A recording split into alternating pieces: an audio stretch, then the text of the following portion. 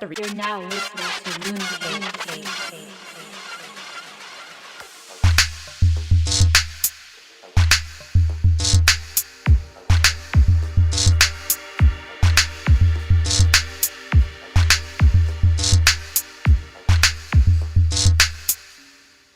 That light, like, it's great, and it brightens up the whole picture and everything. It does. But it fucks me up. Like, I used to use that same light for work, and I just feel like a moth. A flame, just like, That's why I don't ever flash lights on, like, creatures anymore in the field. Because, like, remember where I used to live in Irvine? Yeah. There's a lot of bunnies, right? Yeah. And I was like, this is so funny. And I shined a really strong flashlight into a bunny's face. And it was like, I was like, it's so funny. They just like freeze up. And I was like, it's not fucking funny. It's not. It's mean as fuck. You didn't mean to, though. You didn't. Now I know. Now you know. Jeez. But anyway. Welcome. Hey. Hello. Episode 4. Yeah. Can you believe it? We are just No, I going don't through believe this. it. I believe it, but I don't believe it at the same time because I strongly felt about this podcast that we should do it, but at the same time, it's like I can't believe we're already on episode 4. Yeah. It's wild how quickly it goes by. Okay. So, how's your week, Liz? How's it been? It was relaxing, and then it's like busy as hell as usual. Oh yeah, just with work and everything. Yeah, like so many stuff, like driving, doing delivery service, and then doing the eBay store, and then like the t-shirt thing, and then I don't even know what else I have that I do. Awesome. But I think that's great. yeah, other than that, like everything's been going pretty good. Yeah, just how about you? I mean, my life is pretty much pandemic life. I mean, Yeah? I'm kind of in between. I'm in between work at the moment, so potential production work could happen, but Like not on sure. site? I would potentially work in the office, Oh, okay. but they would give me like weekly COVID tests and stuff. Mhm. So, but that's still in the works. I'm not sure if that's gonna fall through Is or that not. weekly COVID? Like they stick that thing up your I think they stick in the nose, but and they touch your also. brain. It But- touches your brain. But then I also see that they do mouth swab too. Oh, is that instant too? Like about 15-minute test? I'm not sure. Oh my I God. wish I knew Yeah. more about COVID testing. But I The one that definitely- freaks me out is the take it. one that like it's long and they stick it up your nostril like they're trying to Yeah. mummify you. Yes. And like take all your brains through that way. It looks But, really like, intense. Yeah, Yeah. people are just like, you could tell they feel very uncomfortable when they think about it because it's traumatic. Because Mm-hmm. a lot of the technicians, they're really rough. They go, Yeah. oh, I didn't get it yet. Like even more so. Yeah, maybe that's why I'm a little hesitant to get a COVID test. I feel like I should get one just to have a peace of mind. Not that I've been exposing myself to anything or anyone, but it's still good to just, just good to just know. to know. Okay. Well, that's cool. That's a possibility. Whoops. Oh, that's gonna mess? You were listening to it this whole time. I've been listening to this whole time. It's fine. Hey guys, it's only 4. Okay, we're gonna forget some things. We're gonna forget to do It's fine, and it's this damn light. It makes us forget, doesn't it? Compared to our first 2 ones that we didn't have the light, and we had that small, cute one Yes. with the diffuser. For those of you who don't know what just happened, Yeah. I just left the cover on the mic, but I think we still sound fine. Yeah. But it's yeah. It Whoops. sounds better. I mean, it sounds the same. Oh, okay, Actually, okay. It sounds the same. I just Whatever. noticed it on there. I'm like, damn it. For aesthetic purposes, right? Anyways, yeah. So, I mean, this is right now it's Wednesday, so this is the day after Election Day. So it has Oh been God. stress, sweating in the pits a little bit. I mean, I'm not even a very political person. Like, I know what I want for myself, but like to like follow election and campaigns and stuff, I'm not really into it. But I still feel it. You know what I mean? Yes, the energy, the from tension. people. Yeah, lots of tension in the air. Yeah. Do you think you're an empath, Debbie? An It's like empath. Like, yeah, it's someone that's like I know empath is like empathy. Yeah, short for it's- empathy, it's so from that someone word. who feels energy. yeah like- more energy. Like you like tend to, whether you like it or not, you can't like put a boundary. Like, you can't put a barrier up from any kind of emotion. So when you go into a room and you're just like, I can't stay in this room. You know what I mean? Like, I can't be with that person right now because they're like either sucking all my energy up, or you feel tired, or you feel anxious. Yes. Actually, you feel that, right? I definitely feel people's like energies in a sense of like the mood. Like if the mood is really somber, or if it's tense in the air, or just feels awkward. I really don't like watching people getting embarrassed. That to me, that makes me cringe like too. Borat movies, like, you know, I know it's just a prank. Yeah. It's just a prank and stuff, but like people who like just are in embarrassing situations or uncomfortable situations, I'm like, I just want to get out. I can't watch it. It is not entertaining for me because I guess that makes it you are empathy. It's like you feel like you're that person. So I feel like I'm that person getting embarrassed. So I feel embarrassed for them. So I'm just like, you feel for them. I feel for them a lot, and that also, I mean, that can be a good thing, I guess, in a sense, to have. They say it's a double sword. It is. It is, because sometimes you feel so much for that person that you disregard your own. You disregard your own feelings and thoughts because you're so. I care so much about how other people feel and think that I want them to be I want to preserve their happiness. Oh yeah, I want almost everyone to be happy. Like, and I know you do too. Yes. It's just because I think people pleaser. Okay, we're gonna touch on that.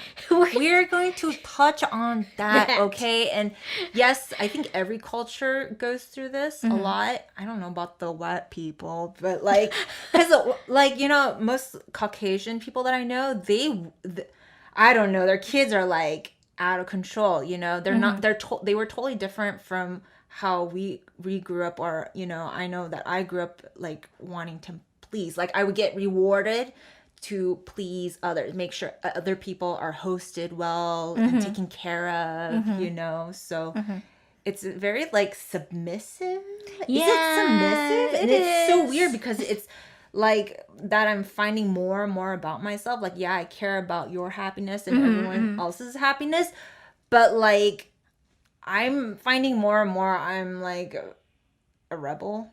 Yes. You know, and you are too in so many different ways. You know? I think it's not just being a rebel, but I think we started, as we got older, we realized how cruel the world can be, how messed up people can be, and how people can take advantage of your kindness and when you're trying to please them, make them happy. Some people don't realize it, but they take that for granted and they just take to the point where you are depleted. And in my case, you know, end up in a hospital or go through depression, like severe, just have a breakdown, PTSD, like, and then also questioning who you are, why you're like that, like or is this even me?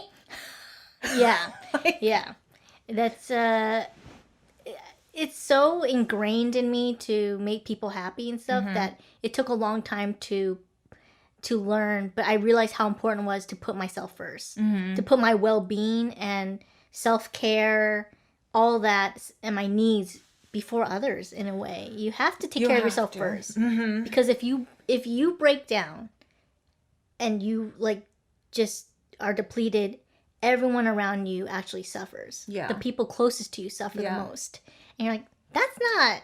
And that's not life. Yeah, and the people that used you and the people that aren't as close to you, but that you're so worried about making happy, they don't give a fuck. No. They're just like, oh, she's no use to me anymore. Or they're sometimes very oblivious.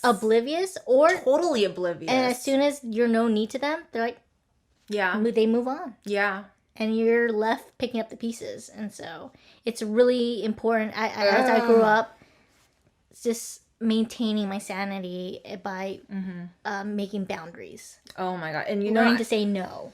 I think the hardest place to say no is like friends and family, for sure, right? Like, I grew up, I swear, until like I met you, and then maybe even further a couple years after, my whole world was about pleasing my family. Like, you know what I did when I was 4 years old? I would volunteer to do the dishes. And it wasn't just, it was my like grandma, you know, my uncle, my aunts were there, like two of my aunts, Wow. like the whole extended family. Like I would get joy from doing, and then my aunts would be like, oh, you did so good. Yeah, you get you this, know, like you're just like appreciation from them. So that just encourages you to do it more, right? Yeah. So it's like, it's kind of weird in a culture. It's fucked up. Yeah.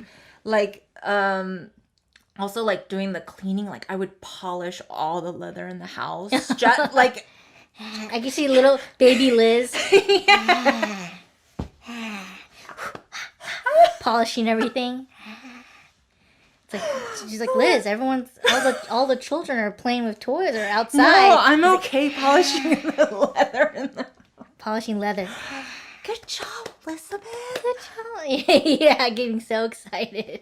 Like honestly, my family was my world, and then it came to a point where I thought they loved me, and then right when I had a mind of my own, and I shared a little bit of my own thoughts, like I'm like perfect to them by this time, like, you know. Yes. Like I'm perfect. This I'm the image. only girl in the family, like immediate nearby. And then when I shared, you know, my intimate thought, when I'm like, you know, actually starting to become myself, come out of my shell, be the person I am. Your own identity. Yeah, my own identity.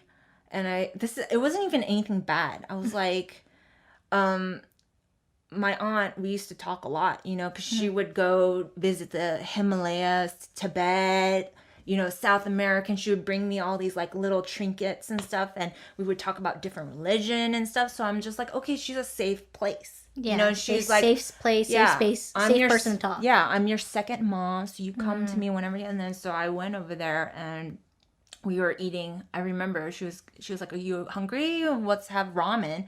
And she was cooking up the ramen, and we were about to sit down, and it was afternoon, and I said, "Emo, you know, like I think I know what I want to do." Like so innocently, like I was like, "I think I want to pursue in music. I just feel like," and she just flipped. How old were you when? I was like, maybe 9th grade in high school. Oh wow, okay. Or 9th grade, but like, you know, I wasn't a troublemaker at that. It was freshman. Yeah, it was freshman. No, maybe it was 8th grade or something like that. And I said I wanted to do music, and she just like flipped out on me. Like she's like, no way. Absolutely not.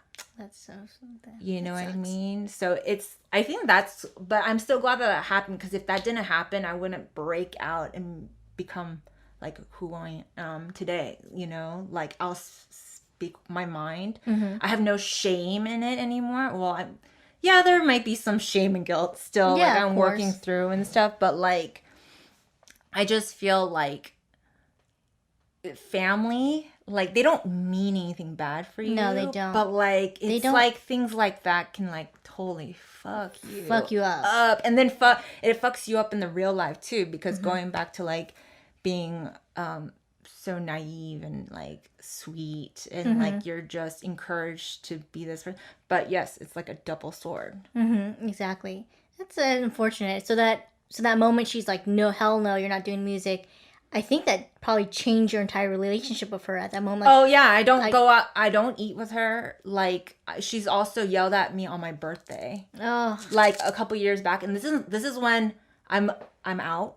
I'm out of the house. I don't see them very often. They wanted us to get together for, you know, because we have 3 birthdays in 1 month. It's Uncle Tony, David's, and mine. We go over there, and I'm just like, I'm kind of reluctant. I don't know what the fuck they're gonna do, you know. And then we have a dinner, and I'm just talking about, you know, Joshua. At the time, my younger brother, he was showing interest in like stage designing. Okay. And like doing the light work and stuff. And so I was just casually saying it, not thinking that I was gonna piss anyone off at the dinner table. And I was just like, oh yeah, like Joshua said he's kind of interested in like stage lighting and stuff. And it just went so south so fast. Everything. It was so Everyone was so bizarre. Dropped their forks. Like, oh my. Like I just came naked and like I was doing like something obscene. Like it was like that. It just everyone just was silent, or what? Or everyone just looked at you and like, yeah, kind of just like looked at me, and then like Casey Emo, which is my mom's older sister. My mom has like 3 older sisters, so this is like the one closest to her age. She starts like, she's like, no, he's not doing that. Like I don't know what she has it in for me, but it's so strange. It's just so odd because like, they call themselves so Americanized and so like open to different ideas and stuff. Yet, you know, when a family member that did wrong for the longest time and just wants to make her own decisions be put down, like my cousin, he doesn't get any repercussion for a lot of the shit like in like I get told shit for saying stuff like that, and then my cousin, when he's on this crazy new Christian binge, like he just got into Christianity, he'll say the craziest shit at like Thanksgiving, like, Lord, we are sinners. This is like dinner table. Yeah. Thanksgiving dinner, and he's like, we know we deserve to go to hell, all of us. All of us. It's a little heavy for Thanksgiving. But... And it goes on, Debbie, for like 10 minutes about how we are not worthy. Yeah. I was like, dude, I'm not sitting here and doing this shit again. I've already done it from like a wee baby. Okay, like I'm not playing your new shit because you just got into it. You know, I've been raised a Christian and everything, and I still consider myself like Christian in a way, for sure. But like, I really despise the whole guilt trip and just like, we're all gonna burn. Like, I hate that mentality because that's the kind of mentality that just makes you feel unworthy and unloved. And I just feel like if God existed, God is like a parent, right? God is like, loves you. Why would God want you to feel unworthy, unloved, just feel like shit all the time, feel guilt all the time? God gave you life, or the universe gave you life, whatever you believe in. You have this consciousness that found this body, and now you're alive, and now you look like this person for this lifetime, whether you believe in the afterlife or not, or reincarnation. But it's like, my mentality at the moment is like, what I like about the Christian belief is just the messages from Jesus about love.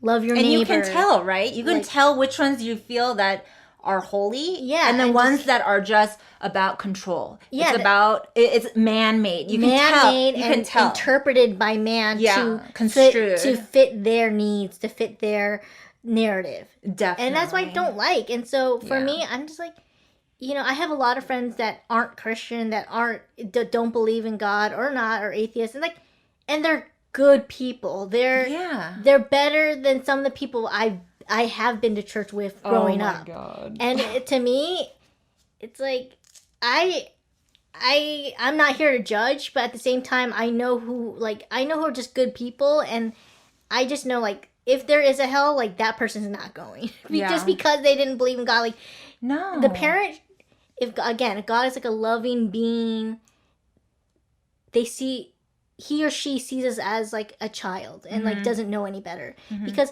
how can you punish someone that doesn't have the same knowledge as you do about the universe and existence? Like, that's like punishing a puppy. That's a retard. A retard would do that. The all like being like the universe, it would never do that. Look what it created. You know, there's no way that they could be that dumb. Okay, like. Let's get that straight. Yeah, so it's, to me, I just want, you know, whatever you believe in, I'm not here to judge. I'm just here to just be like, hey, I totally understand the whole, like, just praying and your cousin just going way deep into it. Yeah. There's some people who believe in it. There's extreme. There's a spectrum of Christian beliefs out there. You know? So definitely. I just want to know, like, not all Christians are like that. Not all people, non-believers are like this. Like, everyone, I think everyone it's just trying to, I think genuinely, innately, everyone's a good person. No, definitely. Deep I down agree inside, with you. I agree it's with just you. society, environment, the way they've been brought up that might have turned them evil or do evil things. Or sometimes people that are traumatized, they want to fill that gap as soon as possible, or you know, they feel empty, so they substitute it with the religion, and they get really heavy and deep in it. I think I've seen all sides of spectrum. I mean, like, for goodness sakes, I just heard my mom speaking in tongues upstairs, you know, as I was trying, you know, like, she's hardcore like that. And I've also seen people that are very lighthearted. It's like, oh, I can hang out with that person, and there wouldn't be any crazy conflict. Like, they would they're Christian, and they would appreciate my opinions and respect them too at the same time. So there's all different kind of people. I not against Christianity at all. It's just, you know, sometimes you gotta make your own choices. You gotta feel, you gotta believe in what you're feeling. You have to trust what your gut is telling you. And I think that's where a lot of people, there is faith involved, but also you have to feel what your body, don't let someone else interpret everything for you. You have a mind of your own. Absolutely. It's okay to challenge something that doesn't seem quite right. Yeah. And even if it's the norm, but it's but I think it's all about following, not saying what's good to you, because what's good to you might not be actually a good thing, but but it's also important just to challenge things and question things that don't seem right, not to just blindly follow anybody without questioning it. Because it's okay to question things. If they get angry that you question them, or they get upset, that's when there's some red flags. Because that's when you're like, if you get angry for me questioning certain things, that just shows you that you're impatient, and that just shows you the kind of person that, like, you have to be right all the time. Yeah. So I think it's good to be questioned. It's okay to be challenged. It's okay to have that healthy argument and curiosity. Definitely. So I'm so for that, 100%. And I think I'm so glad that we brought that up, because there's a lot of young people, or people that aren't, you know, that are our age or older, that let all sorts of things outside of themselves dictate their thoughts. And you know, they think that that's the only right way. They don't. It is healthy to question. That's why there's progress made when you ask questions. Exactly. You know? Exactly.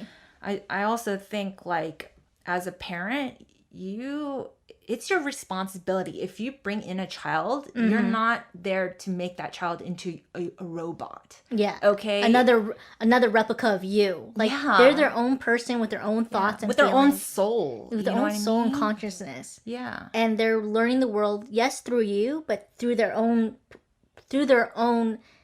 senses as well. But I think you, as a parent, you do your best to guide them, but don't inhibit them. Don't prohibit them from, you know, trying things. And I think maybe that's the Asian mentality of, like, well, you need to have this kind of job. You need to have this kind of career, and, like, follow that kind of strict path, because that's what I know.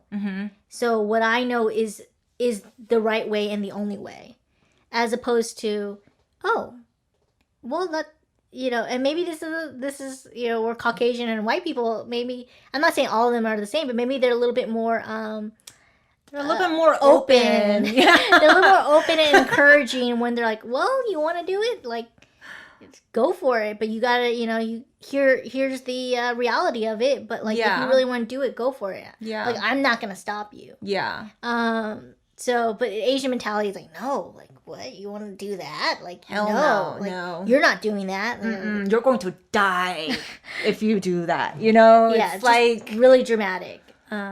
They will put the fear in you. It's just like, I know it's very important to put a little kind of fear, to just to caution, you know, your health and your safety. Yes. But to go to that extent where, I mean, like, I was clinically diagnosed with PTSD and trauma, you know, like, and I also have ADHD, and these are all from the root, like, a lot of it is from fear, you know, as going through as a child, you know what I mean? Like, but it's, I mean, my mom didn't, like, hit me a lot or anything like that. Maybe just like a couple times here when, you know, I guess if I was being really naughty, I understand.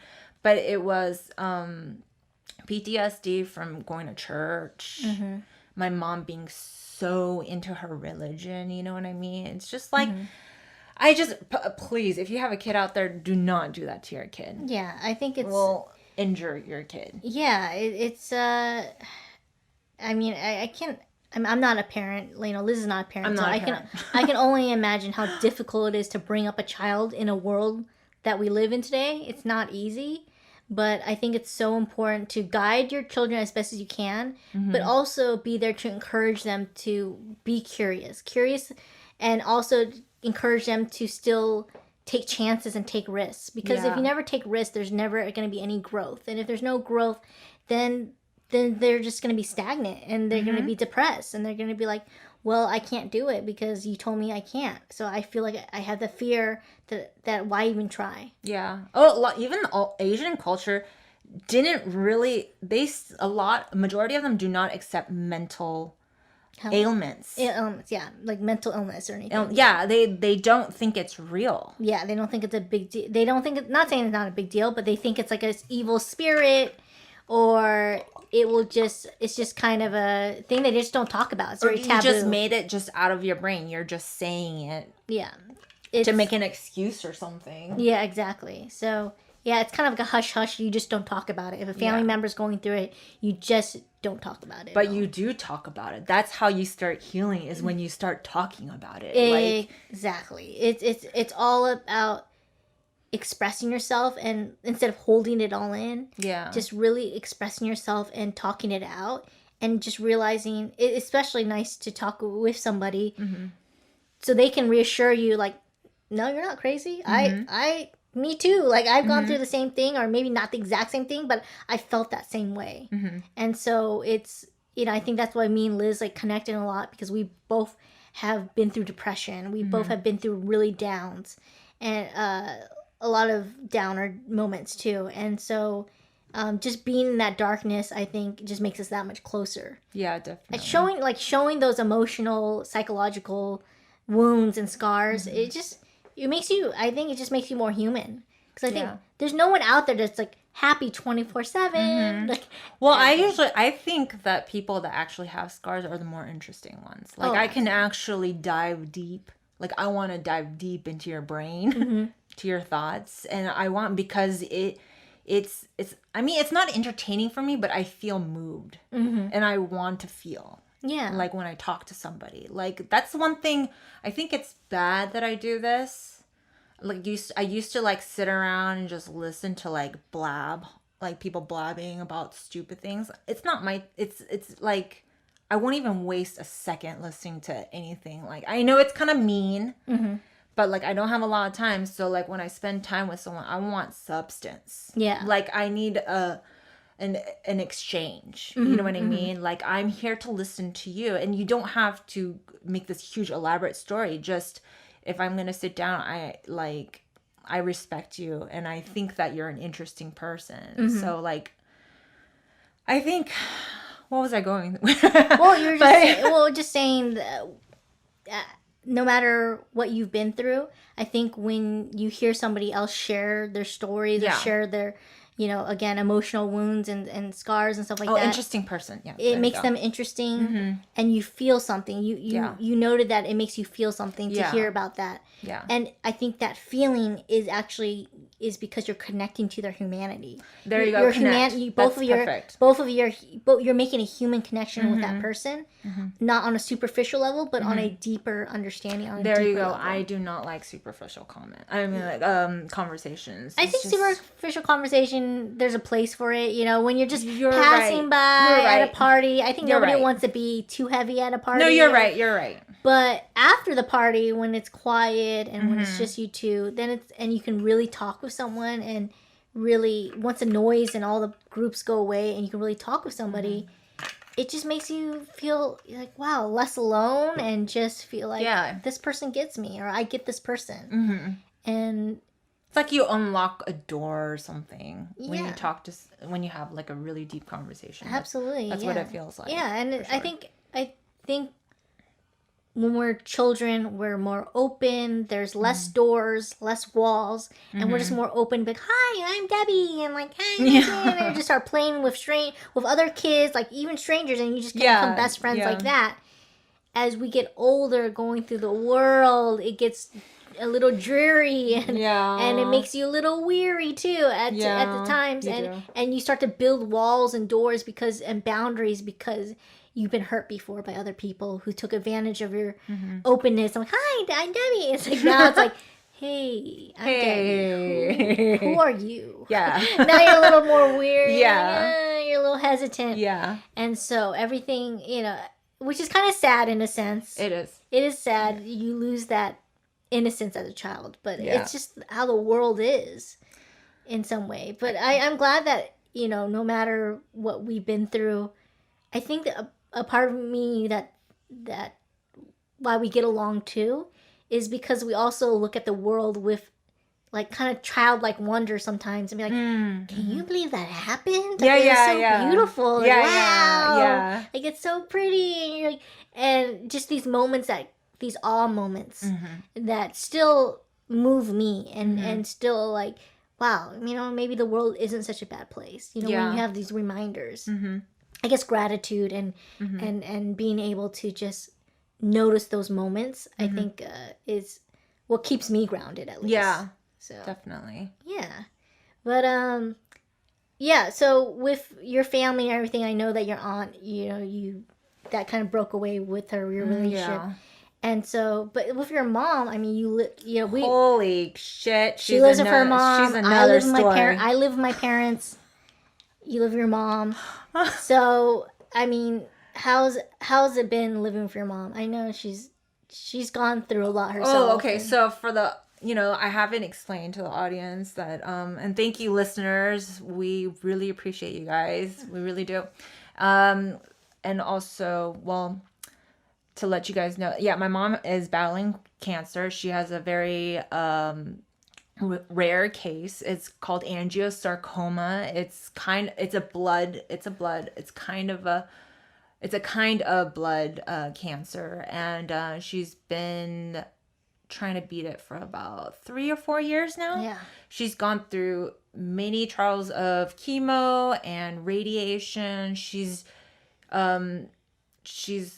definitely changed physically. Like, she only has patches of hair around. She has a lot of burned skin because radiation is extreme, UVA rays, I think, or something like, one of those lights, but it's totally like burned her skin and everything. So she's a total mind fuck. I love my mom. I really do, but she's such a mind fuck because like, first you're like, oh my God, there's my mom. She's like a cancer, like she doesn't, when you look at her, you're like, oh yeah, that lady has cancer.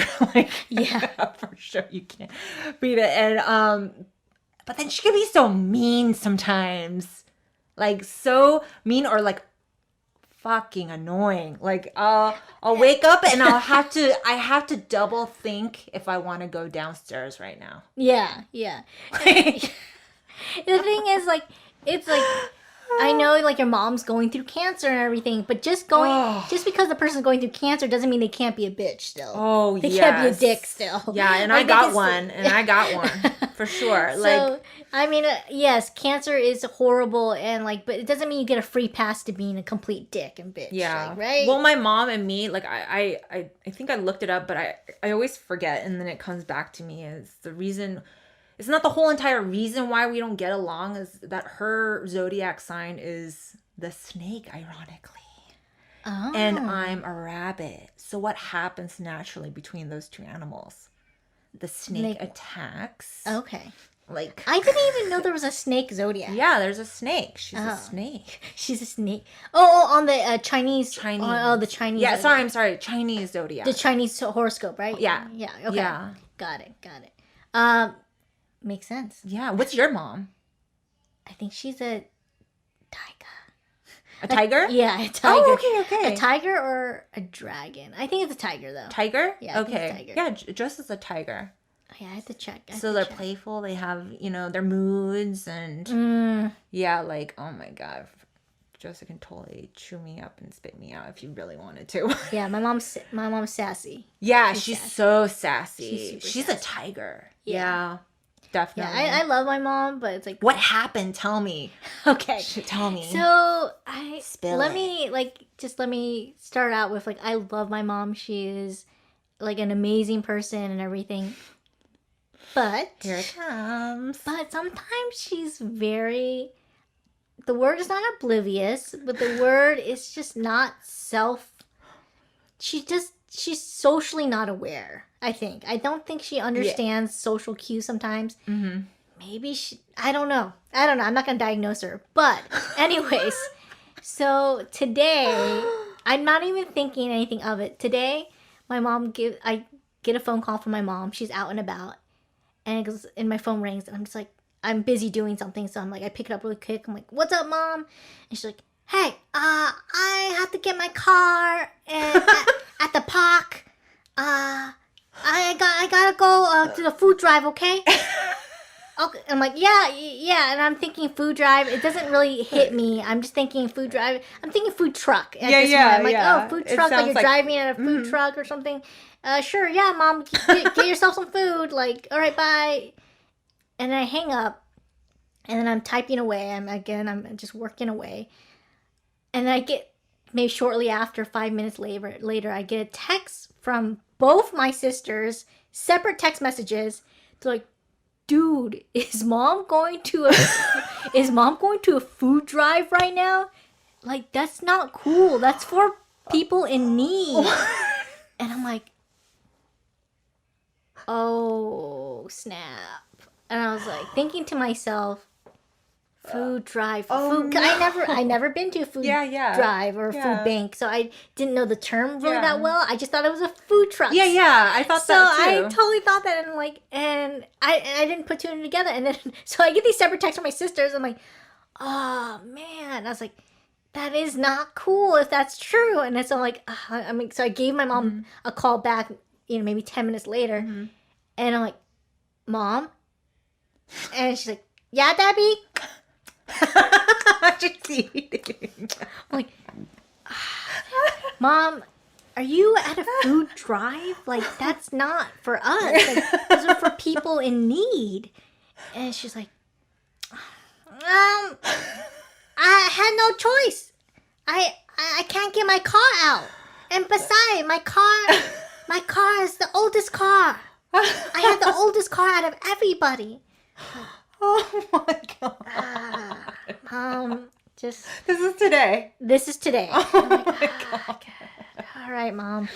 And I hang out. It's too late. She's eating. I don't know what she's chewing on, but she's eating something. And I'm like, it's just too late. And so I hang up and I text both my sisters. I'm like, yo, dog, it's too late. She's eating a plate of something. I don't know what. It's too late. Oh my God. Oh my gosh, it's so messed up. So good. And then she comes home and she's like, Debbie, I need your help. I'm like, I go and her trunk is full of food. Full of food. And I'm like, what? And she's like, they told me. And I was like, Mom, not cool, Mom. I was like, she's like, they told me, to open the trunk. And I just opened my trunk. And they just filled her trunk up with That's so great. The food. Whole thing was filled. Filled up with all this food. And I'm like, whoa. And I was like, man. She is a 70-year-old woman. Like, I'm like, how does she not know that this is not cool? Like, I just don't, I don't know what, Yeah. And I don't want, I'm like, Mom, no more grocery shopping for the next couple of days. Like, you can't, like, this is so much stuff. Like, do you have friends that can give this to? Like, this is a lot of food, Mom. And she's like, and she could tell I was very disappointed. Yeah. And she's like, but you could tell she's getting a little self-defensive. Yeah. Like, hey. She's a tiger. I couldn't help it, okay? I'm like, you could have said no. But anyways, we got story. We got a lot of eggs. We got a lot of different milk. You guys? I'm thinking like canned foods. You guys got milk and eggs? Milk, sour cream, cottage cheese, stuff from Starbucks. Damn. Yeah. You know what? But reassures me that if if I need food or anyone else is in need, like, you can get all that. Yeah. It's pretty incredible. But I mean, yes, I get your point too. Yeah. Jeez. But I'm like, so again, I love my mom, but what the fuck, Mom? Yeah. What the fuck? Both of our moms, like, what the fuck? Mom. Why? Love you, Mom, but what the fuck? Yes. So that happened today, and today. Yeah, it happened all today. So yeah, but other than that, you know, I live with my parents, so it's like I'm so grateful because I don't have to pay rent, and I don't have any debt or anything. So I'm really lucky. You know, That's I'm really lucky at huge. this moment. Like, you know, being unemployed, not having a job at the moment, and just not having the pressure of rent or anything, has really helped me so much. You know, especially, you know, just going through what I've been through. This is like just having like my parents supporting me and just being awesome, and and it's a, you know, we live together as a family. I'm not just like mooching off my parents, not doing anything. Like, I try to help cook. I try to help clean, just do all these stuff for my parents because they've done so much for me. You installed that ring light. Yes. Doorbell. Just helping, being their tech guru. Even though I'm not really a tech person, but like to them, I'm a tech god. So, but it's in-house tech, IT person, dude. For sure. But I love my parents, and I'm very lucky, and I think maybe that's just, and it's normal actually for Asian household to, for me to live with my parents. It's very normal in Asia or anything, but of course in America it's not as normal, but it is what it is, and I'm not ashamed. I used to be ashamed when I was younger, but no, not anymore. That's good. It must feel so good to get over it.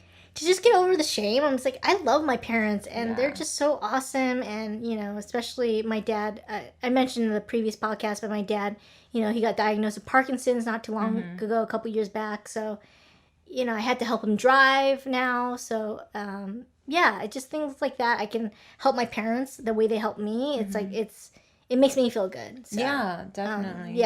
So I'm very lucky at the moment, and I don't take them for granted. Yeah. So. Yeah.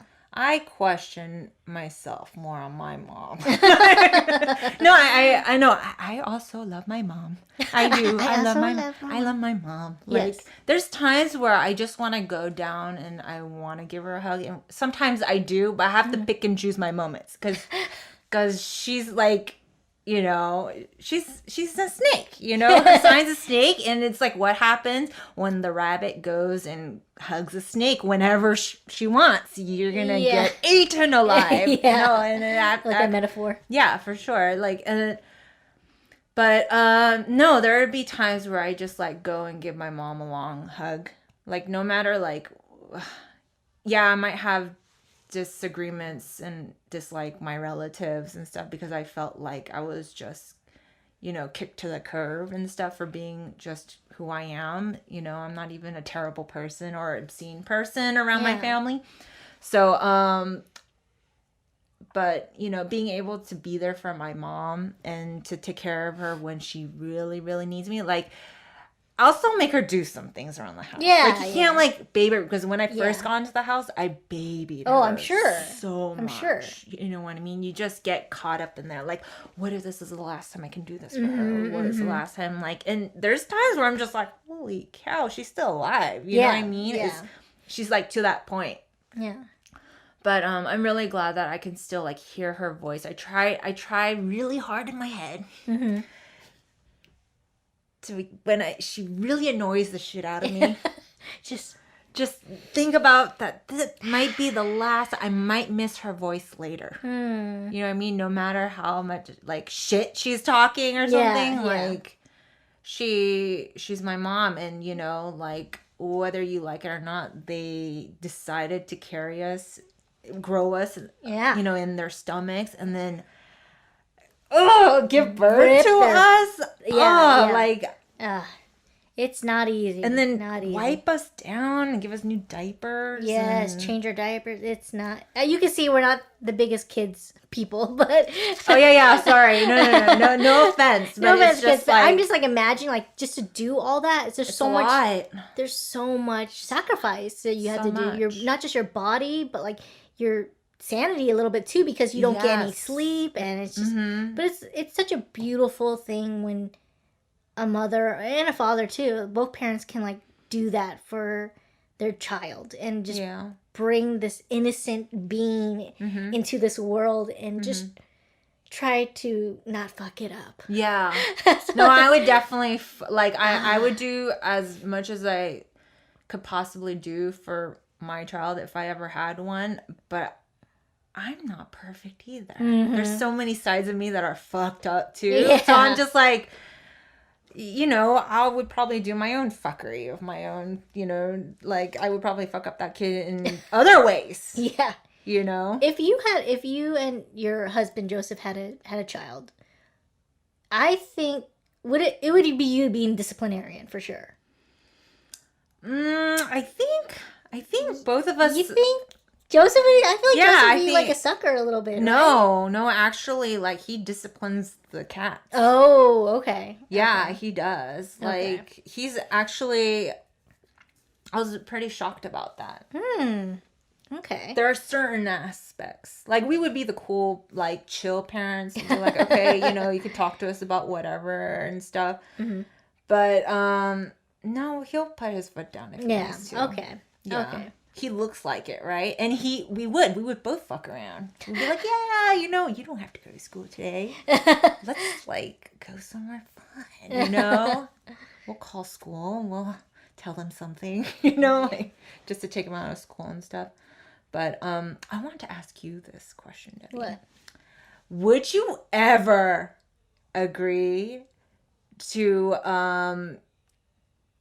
leave the decision to the experts to connect you with a husband, and you would marry them on site? Are you talking about like the show? Yes. Do you watch it? The Love is Marriage at First Sight. Would you ever do that? No. I can't do that. I can't do it. So that's why it's so fascinating. Do you watch that show? I did watch that show. I did watch it. It's a little slow. The editing, the production's not that great, yeah. but like it's fascinating. I'm so glad you watched that. Oh, I totally watched that. It was good. Did you finish all of it? I think I did. I did finish all of it. Yeah. Which season? Because I'm with like one of the girl's name is Amani. One of the guys' name. Do you remember any of the? Oh, it's been so long. There's a couple seasons, right? Yes. It's been a while since I watched it. Oh, okay. We're on like I didn't start from the beginning. Yeah. Because there's so many seasons. Yes. There's a lot of seasons. And you want to tell them a little bit about it? I mean, I know the show. It's been so a while since I watched it, but I just know like you asking me that question, like would I ever do it? And the reason why. And you put it together. I wouldn't do it because like for me personally, like I need to build that connection with that person first before I can, and that is dating, and that's getting to know them, and like instead of just marriage, like it's a and that's then intense. That's such a big commitment, and like marriage is so. That's even though I've been single for a long time now, but if I ever get married, like I think marriage is such an important thing, and it's like to me, like it means a lot to me. Yeah, it's not just like a piece of paper that we're married, like in a ceremony. Like this is like the person I'm gonna spend the rest of my life with, through the good and through the bad. And so for me, for an expert to choose for me, I just whether they use some kind of special algorithm or whatever. Or their expertise, I just wouldn't trust it. I just wouldn't trust it. It is crazy. I mean, okay, so for you guys who don't know, Marriage at First Sight is a reality show, and it covers 4 couples at a time. And what happens is the experts, like 3 or 4 marriage experts, will match you with somebody. So you don't know who your husband or your wife is, but you guys all agree that you would see each other the first time on your wedding day. So that's it. Like you agreed to marry that person. So you walk down the aisle and you see your brand new husband, and your bride is coming down the aisle, and they've never met each other before, but the experts are claiming that this is their soulmate or whatever. So they go through this experiment where they are legally married for 8 weeks or so, and they go to the honeymoon. They go.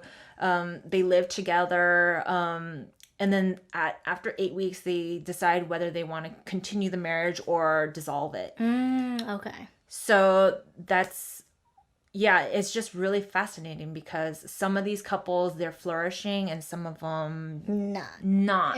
But the crazy part is that some of them work. Yes. Yeah. Which is probably maybe tempting for a lot of people that may want to go down that route. And it reminds me of arranged marriage, like in India or wherever those places are. Like they do. I mean, another good show is the Indian I watched Matchmaking. It. That's a good one. You guys should also watch that if one. I had to pick between the two shows, Indian Matchmaking. What's the name of that? Indian Matchmaking, I think. Yeah. Indian Matchmaker? Indian Matchmaker? Yeah. Yes. And it's so good. It's just well produced, entertaining. You get to know the characters. You fall in love with the characters, and you just follow their journey of them trying to find the match. And the matchmaker goes through all these candidates. They almost go through like applications and resumes of all these people, and she just does her family background.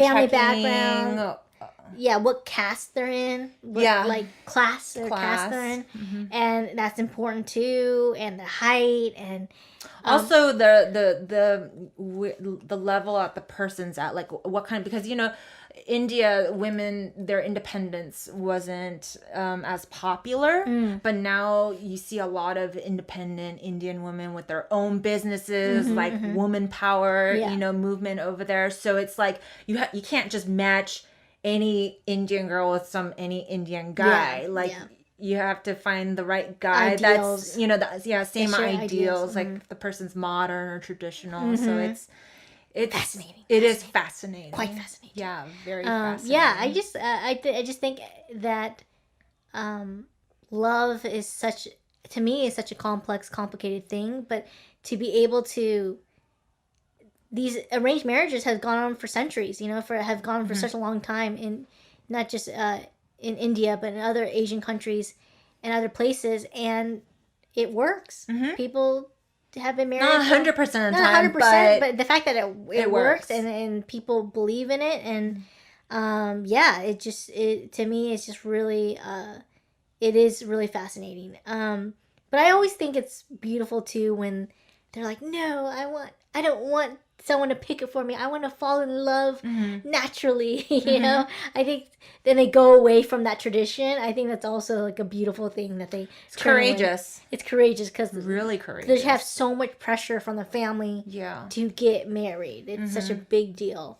I'm glad you brought up those shows. Those are really good shows to just and pretty entertaining. I would say Indian Matchmaker, if you want like a more higher quality production, you like things to look pretty, and then Marriage at First Sight is just really interesting, maybe a little bit lower budget, but very I think it's like really risky. It's like even more riskier. I think because it's not common in the US to do this kind of matchmaking. And there's no family meeting in the beginning. Like the Indian Matchmaker, families meet, they have introductions and stuff. But this one's just like, it's very American. It's like, start. Yeah. They're both really good shows. So I don't know. I think for me, I guess our way of our modern matchmaking is just going through dating sites, right? Swiping through Tinder, whether it's OkCupid, or Tinder or one of those. I've never done any of those, which is so weird. She's never done any of those because she's been with the same man for how many years now?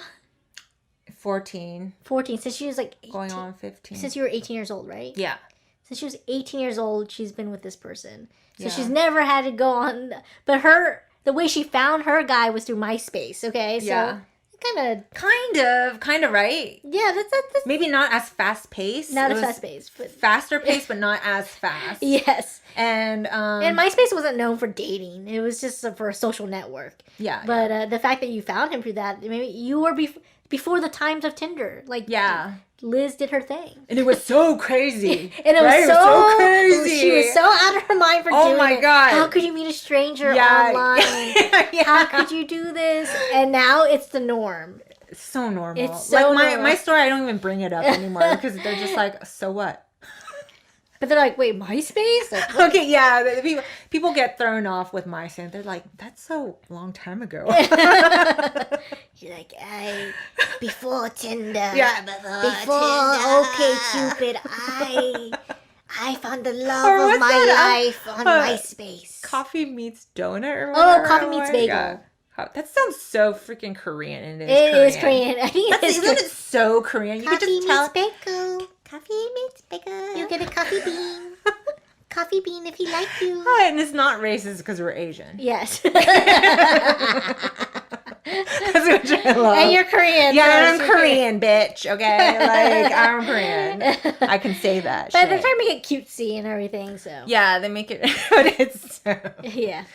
Man. Oh yeah. Well, oh yeah. Do you remember when I used to say cockroach? Yes. Or I went to Home Depot. I went to Home Depot, Debbie. Did you just say it because that's how you really thought that was how it's said? No, this is the product of me living in a house filled with women that their second language is English. Oh, got it. Okay, like that's what happens when you live with, all these women from Korea and they're speaking, what do you call it? Not pidgin, but it's like half Korean. Like, Spanglish? Oh, Spanglish. Okay. English. I don't know. I don't know how to say Korean English together, but yes, I get it. I said it until like 6th or 7th grade, and you guys corrected me. You're like, it's cockroach. I was like, did you see that cockroach? And you're like, what did you say? No, that's so good that you did correct me, because, oh my God, can you imagine if I went to let's say if I went to college. Oh, yeah. And I said, cockroach. Yeah, that's true. I mean, it's not terribly off. It's just very, the way you enunciated it was very intense. Funny. Home Depot. Now that reminds me when one of our friends went on a date with this guy. And I didn't hear this. She basically was at this nice Italian restaurant, and the waiter's like, "Oh, what would you like?" And she's like, and she, she's trying to be cool and everything. She's like, "Yes, I like to get the gnocchi." And then the guy was like, "You mean the gnocchi?" That's a tricky one. That's a tricky word, though. That's tricky, but gnocchi. The way it's spelled, you want to say gnocchi for sure. Yeah. You want to. But the G is silent. And she learned. Oh my God, that's such a good one. Oh my God. Gnocchi. So from to this day, I still make fun of it. I'm like, gnocchi. You gotta pull that one up sometimes. It's like it's a good one. It's a good one. It's a gem. Oh my! I'll tell you another cool story. Yeah. About me trying to be cool at the restaurant. Debbie, her eyes sparkled just now. She's like, yeah. Okay, so I was I was a sugar baby at one time, and I had a sugar daddy, and I met the sugar daddy when I was a cam girl. So that's one of those sites where you see you talk to girls and you see them on the cam and stuff, and so I was on there, and no shame, okay? People are like, oh, you did that. No shame. Yeah, it's not a big deal. Girls do that. I did it to survive and stuff, and there's no shame in it. No shame at all. It's just what I did at the time. But anyway, so I met this sugar daddy, and we've been talking for, I think, 3 years or something. And so I decided to finally meet, and then we went to this restaurant I picked out over in Laguna Beach.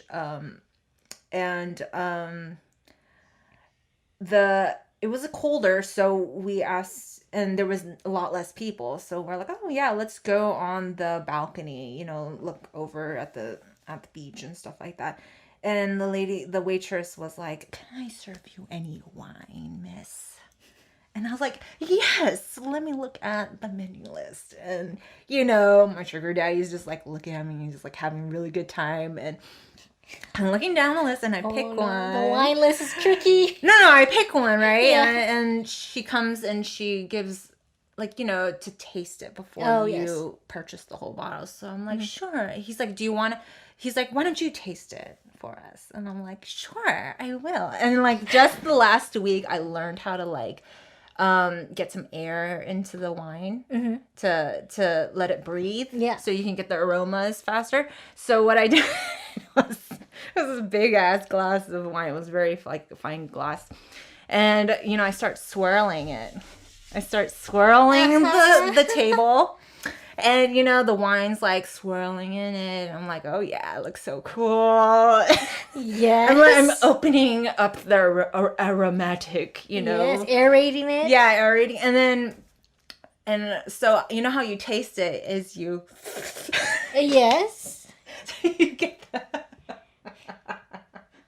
So you get like, so you... Get the flavor. You're looking so cool right now, Liz. You're looking so cool right now. So cute, right? So cute and cool. There's my sugar daddy of 3 years. He thinks I'm perfect or whatever. And then I go like that. I choke on it. Of course you did. So you went like, you were swirling it. And then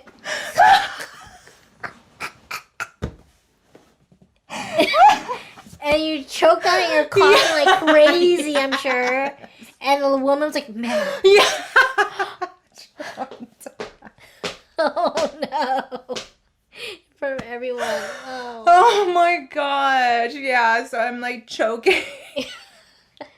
And the worst part is because I took my sweet ass time doing everything. Yes.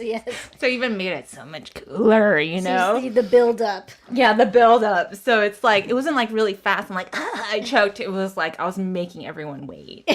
Like an idiot, So Yes. and it was just, oh my God. I'm so glad I shared that because it's just so funny. Really the funny. best thing I love and it's so reassuring is like, when we were younger, we would share embarrassing stories and stuff. But then also when I hear embarrassing stories like on podcasts and stuff, it just makes me feel good. Yeah. Okay? It makes me feel like, oh shit, like people are retarded. I'm retarded. You're retarded. We're not perfect. And that's the great thing about it because you get such a fucking good laugh out of it. That's true.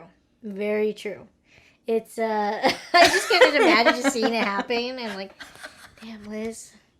You really did the build up. Oh my God, so funny. Oh my God. It doesn't even, like, I know it was me, but it's like, it's a scene where I feel like I can just stand on the sideline and rewatch it happening. Yes. It's like so Isn't it embarrassing one of the and moments funny. you just the fact that you still remember that to this day. You're like, Oh yeah, it's burned in my brain.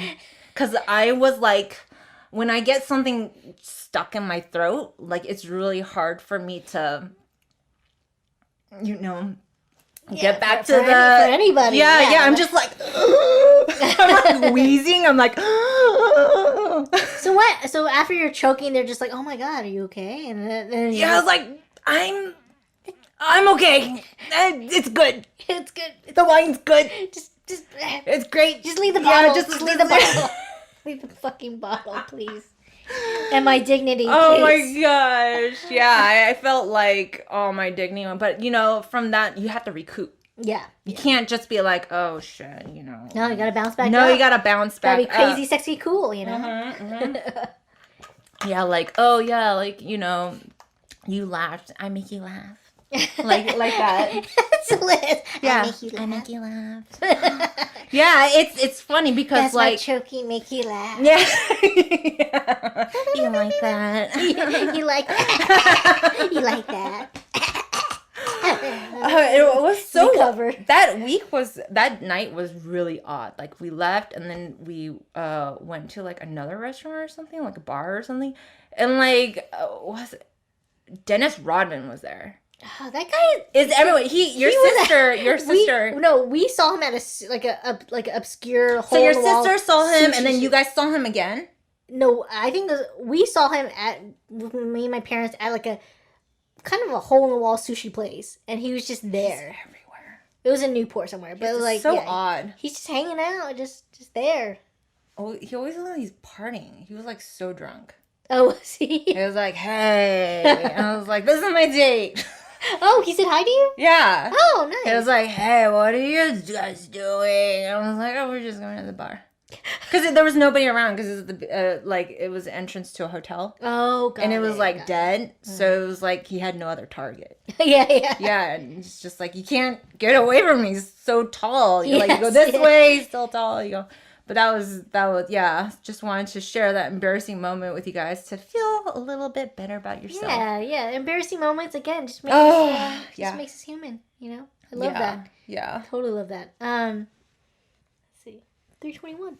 Oh wow, that went by so fast. It went by very fast. Yeah, this is what we talk about. We're just we're having so much fun doing these talks, and just time flies by. It does. It does. We can actually get, because it was really easy compressing an hour and 15 minutes. Mm-hmm.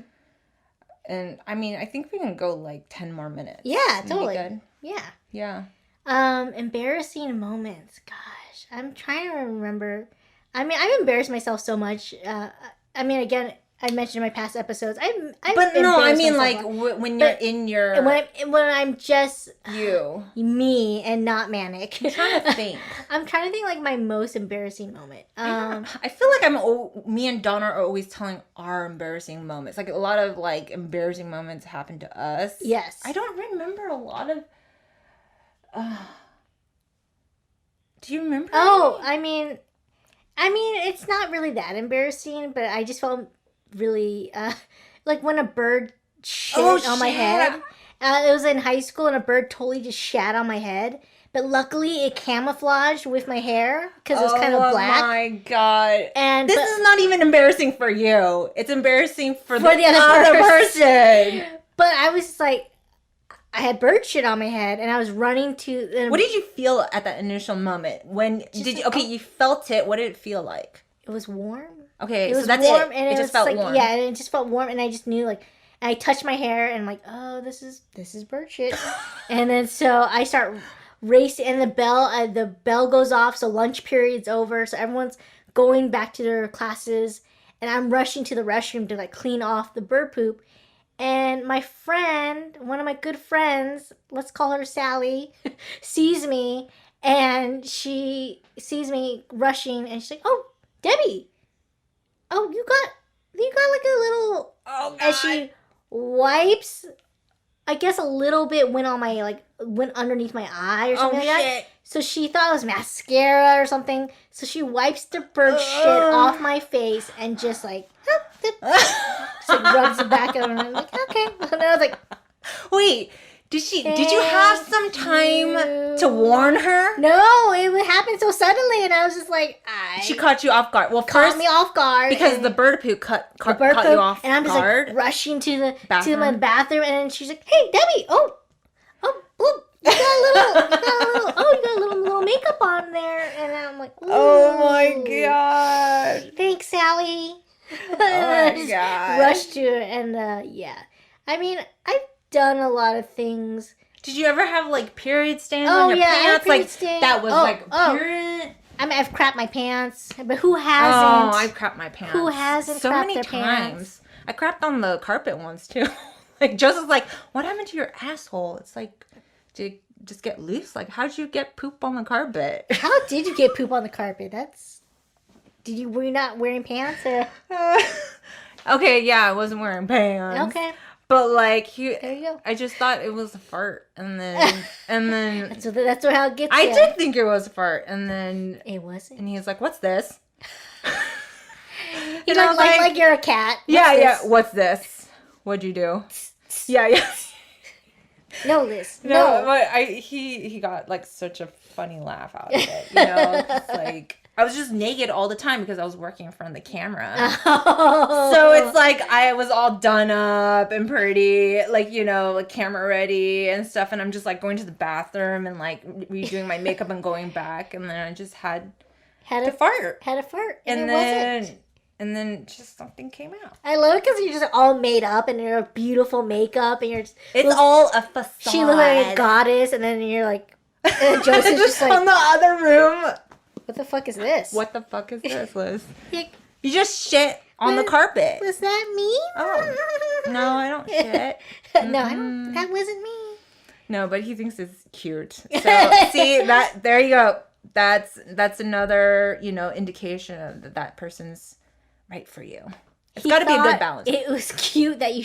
Yeah, like first he was like, "What's this?" Because he thought it was the cats, and then when he found out it was me, he just like had a great time. Silly. He's like, He's like, "Oh my god, you're so funny. I love you." Like like that. See. That's the kind of love I want. Yeah. That gets shit on the carpet and he still thinks I'm cute. Yeah, that is the indication. Like, even if you told your partner the most embarrassing story, like to the point where maybe if you told another acquaintance or friend, they wouldn't talk to you. Or like they would laugh at you, like you would be a laughing stock to them, so they can't ever take you seriously. No, like a real lover or true like soulmate would not even care. Like he'll think you're still hot, sexy, funny, cute, for like, and we want to touch base on there about, picking who to marry. Okay, yeah, we talked about Indian matchmaker, and we talked about marriage at first sight. And I think I bring this up because my mom had such a horrible marriage life. And it's not a downer. I think it's more like just looking out for you guys. Yeah. And maybe giving you guys insight. And maybe if you take a certain, if you go with just like your family's decision, this might be you in like 20, 30 years, So it's just like a fair warning. So what happened was my mom, she moved here in the 70s. She went to college in Oregon State. And, she was a party girl, and she dated a lot of, like, handsome men. Like, one was a Japanese-Korean ceramic artist. He was, like, supposed to be very, like, he was, like, going to do good. You could tell that he was going to be, like, a really good ceramic artist. And then she was, like, in love with him. And she was also, she doesn't want to admit it, but she also fell in love with a Iranian person, Iranian guy, and of course the culture difference, the religion difference. He's Muslim, and so my mom, she was a rebel. She was a bit of a rebel, and but in the end, she just wanted to be submissive and also, wants to make her family happy. So he has to be Christian. Okay. He has to be Christian and he has to be Korean. Okay. So she ditched in the end, love. she kind of did just give in to what to her make the family wanted. Yeah. It was absolute to make your family happy. No matter how rebellious you were, like you would all go back to that same, like... The root. Yeah. Because it's the fear. Yeah. They put fear in her, like, oh, he's not a born-again Christian, then, what happens to your kids? They're going to go to hell. And then he has to be Korean because mixed races would never be accepted. Oh. That's another thing about Korean people, and because I'm Korean, like... There is definitely a lot of judgment on different races and stuff. And I love, like, the more mixture of different backgrounds, the more beautiful. Totally. Like, definitely. And it's just so much more fun and interesting. Like, if you ask Debbie, I've tried to make Korean friends. And I'm not saying all Korean people are bad, but it's just like, I can't connect with them for some weird reason. Like, but anyway, going to the main point is that my mom... she got forced into marrying my dad. My mom's family had a bit of wealth. My aunt was really wealthy. So it looked like she was also very, very wealthy. So married in, and he seemed like a really good guy in the beginning. Made everyone happy. Did the whole like act. It's a facade. Yeah, facade and stuff. And basically knocked up my mom a day before the wedding to ensure that he is in. So, like, for all my people out there that, like, feel like you shouldn't love yourself. Maybe you're in a dark place thinking, like, oh, my parents never made me out of love. I'm not there because I'm not created out of love, that means that I'm worthless. That's absolutely not the truth. Okay, like I want to let you guys know that you are worth something, and you make the decisions on where you want your life to be. Yeah. You have to grasp that. You can't hold it on your parents or whatever. So anyway, what I'm saying, and then so locked my mom into the marriage and basically partied and stole all her money.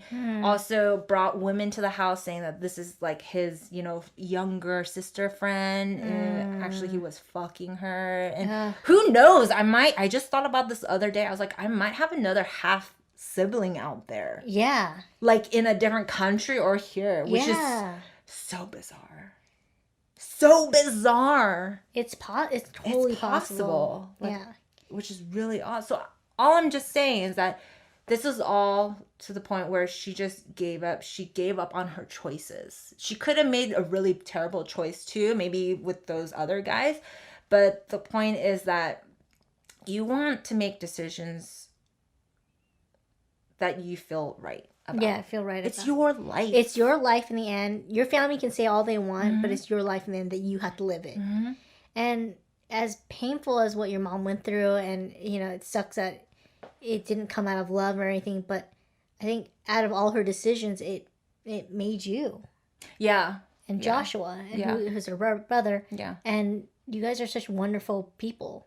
I don't know about Joshua being wonderful. I love it. I love. No, Joshua. I love my brother, but he's a sweetheart. He's a sweetheart, but he's like he said. He always says, "I'm a retard, Liz."